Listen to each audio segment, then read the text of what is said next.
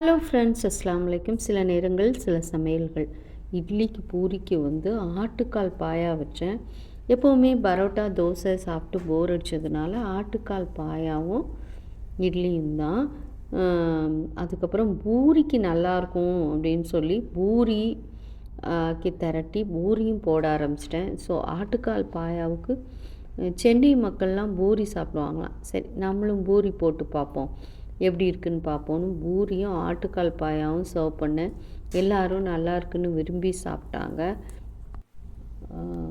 பூரி எப்படி புஸ்ஸுன்னு வருது பாருங்கள். அப்புறம் ஒரே சால்னா சால்னா, மட்டன் சால்னா, சிக்கன் சால்னா, சாம்பார் வச்சு மாதக்கணக்கில் ஆகுது. ஸோ சாம்பார் வச்சேன்.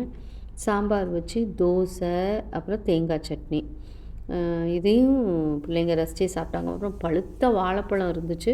ஸோ பனானா பேன் கேக் பண்ணேங்க. எனக்கு ரொம்ப பிடிக்கும், பிள்ளைங்களுக்கும் பிடிச்சிருந்துச்சு.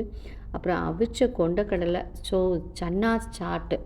இப்படி தான் ஏதாவது ஒன்று செய்கிறத அப்பப்போ வீடியோ எடுக்கிறது போட முடியாமையே போயிடும். சன்னா சாட்டும் நல்லா இருந்துச்சு.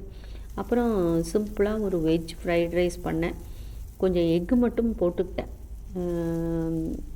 வெங்காயம், பீன்ஸு, கேபேஜ், கேரட், குடமிளகா வதக்கி பாஸ்மதி ரைஸ் வடிச்சிட்ருக்கேன்.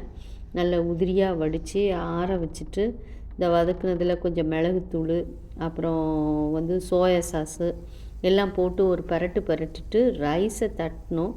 கொஞ்சம் எக்கும் ஸ்க்ராம்பிள் பண்ணி வச்சுருக்கேன். இது சிக்கன் சூப் ஸ்டாக் பவுட்ரு கொஞ்சம் போட்டுக்கிட்டேன். இந்த ஃப்ரைட் ரைஸ்க்கு அந்த ஸ்டாக் பவுட்ரு போடும்போது அவ்வளோ ஒரு டேஸ்ட்டாக இருக்கும். அப்புறம் எக்கு போட்டு வடித்த ரைஸை தட்டி ஒரு நல்லா குலுக்கி விடணும். 2 புறமும் கைப்பிடி உள்ளே இருக்கிற பேன் எடுத்துக்கிட்டிங்கன்னா நல்லா குலுக்கி பண்ணுறதுக்கு நல்லாயிருக்கும். ஸோ அதில் கொஞ்சம் க்ரீன் சில்லி சாஸ் போட்டேன். கொஞ்சம் காரம் கம்மியாக இருந்துச்சு. திரும்ப கொஞ்சம் சோயா சாஸ் போட்டு பரட்டி, அப்புறம் ஸ்ப்ரிங் ஆனியன் நிறைய நறுக்கி போட்டு நல்லா பரட்டி பரிமாறினா சூப்பரான ஃப்ரைட் ரைஸ் ரெடி. அப்புறம் இதுக்கு நான் மஷ்ரூம் மசாலா பண்ணியிருந்தேன்ல, அதை அப்படியே தேங்காய் பால் ஊற்றிடுங்க. மஷ்ரூம் கிரேவி, அப்புறம் சப்பாத்தியும் பண்ணியிருந்தேன். மசாலானா கொஞ்சமாக இருக்கும், கொஞ்சம் கிரேவி மாதிரி இருந்தால் ஒரு 4 பேருக்கு சர்வ் பண்ணலாம். அதனால் இது ரைஸ்க்கும் சூப்பராக இருந்துச்சு. அப்புறம் சிக்கன் ஃப்ரைட் ரைஸ் பரிமாறினேன். அதுக்கப்புறம் நூடுல்ஸ்ங்க. சும்மா மேகி நூடுல்ஸ் கொஞ்சம் ஹெல்த்தியாக நிறைய வெஜ்ஜீஸ் போட்டு கொஞ்சம் கிரேவிங்ஸ் இருக்கும்போது சாப்பிட்டு பார்த்தோம். இதுதான் இன்றைக்கி பகிர்வு. தேங்க்ஸ் ஃபார் வாட்சிங்.